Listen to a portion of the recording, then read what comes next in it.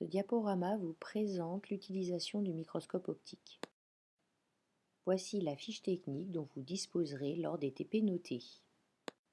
Vous pouvez régler la luminosité grâce au bouton volume placé sur le côté du microscope, après bien entendu l'avoir mis en marche. Sur le plateau, il existe un diaphragme que vous pouvez ouvrir et fermer pour régler la quantité de lumière.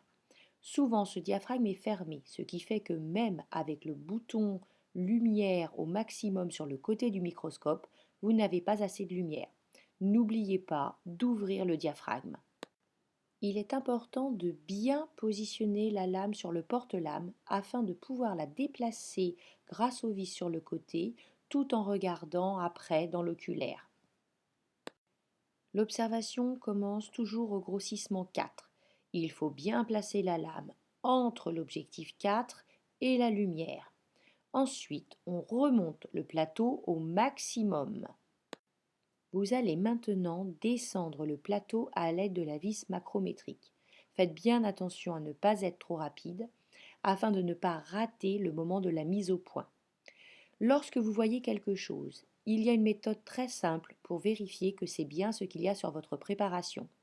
Vous déplacez la lame à l'aide des vis sur le côté. Si ce que vous voyez bouge, alors vous êtes bien au niveau de votre préparation. Sinon, c'est un artefact visuel, c'est-à-dire une erreur d'observation, et vous devez continuer à descendre le plateau. Sous le plateau, il existe également un condensateur que vous pouvez monter et descendre pour régler la netteté. Une fois que le réglage au x4 est réussi, le plateau ne doit absolument plus bouger. Vous allez tourner la platine pour passer au x10 et cette fois, vous ne manipulez plus que la vis micrométrique. Le réglage est simple, vous pouvez juste déplacer un peu la lame pour trouver un échantillon observable.